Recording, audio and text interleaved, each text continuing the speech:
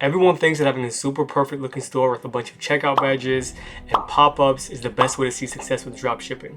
And I'm here to tell you that that is completely incorrect. Over the last year, I've scaled multiple stores to over 6 figures, and I'll let you in on a little secret. All of these stores took me less than an hour to create and are super basic looking. Instead of taking days to create a super amazing looking store with custom photos and custom coding, instead you should focus on the important things like finding a really good product, making really good looking ads, and the ad targeting. If you have a bad or even a mediocre looking product, it doesn't matter how your store looks. People will not buy, and the same thing goes for if you have a bad ad creative or ad targeting. What you'll see on screen are my analytics from 2 stores that I just started a week ago that are now both hitting over 1K a day, and I got them there using the fundamentals that we'll go over in today's video. Now, your store needs to at least meet a certain threshold where it doesn't look super scammy with a bunch of pop-ups in different colors. The difference between a mediocre looking store and a great looking store is pretty small, especially in the product testing phase. As you scale, you can then work out the kinks on your store and make it look super professional because you already have a proven concept at that point. But even then, I scaled one of my stores to over 50K a month, and I was still using the exact same website layout that I was using when I was first testing that product. What set my very average looking store apart from other competitor store or other stores in general was my product and my ads.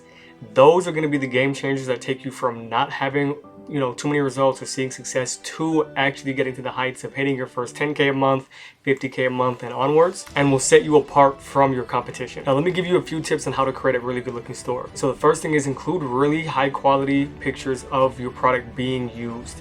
This will basically paint a picture in the product's mind of how the product will benefit them and how they'll actually use it. The second thing is do not include a bunch of pop-ups and scarcity timers because this is gonna overload the customer and pretty much increase the chances of them bouncing off of your page. And the last thing is make sure to keep a consistent color throughout the entire page. For example, don't have your banner be red, your add to cart button be green, and the text headings of your page to be blue.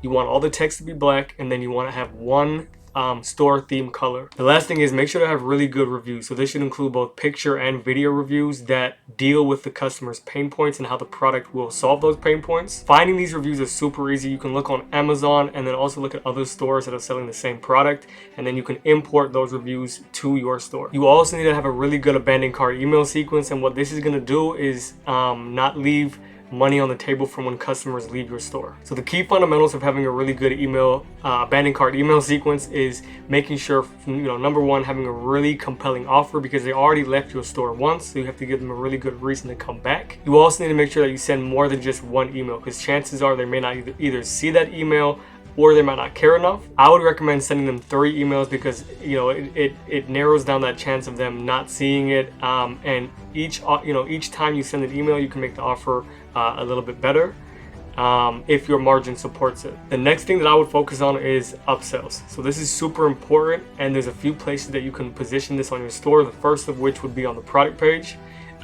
Usually what I do is I'll say like set of 3 or set of 2.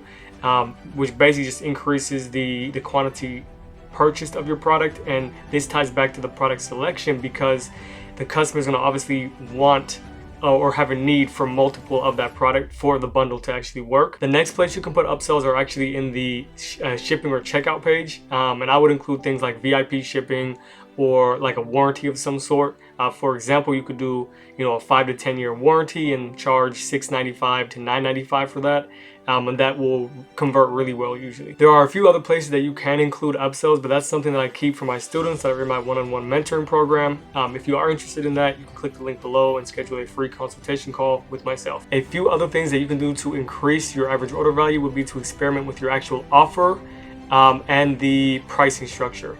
So something that I've seen that work really well with people that I've helped are offers like buy one, get 2 free.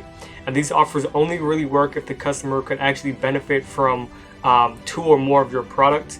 And that kind of ties back to your product selection and picking a product that not only supports upsell potential, but also has the margin to support you giving out 2 free of whatever product that you're selling. Something else that you can also try to do is incrementally increase your product price. Usually I'll do this by increments of $5, and then if the conversion rate drops, I'll lower it by $3 to $4.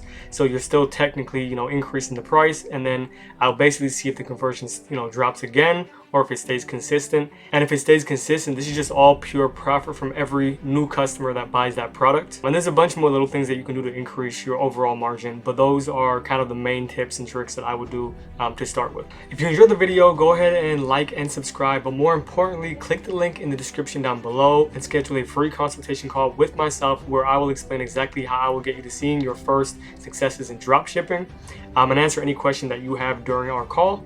So click the link below and I'll see you in our call or the next video.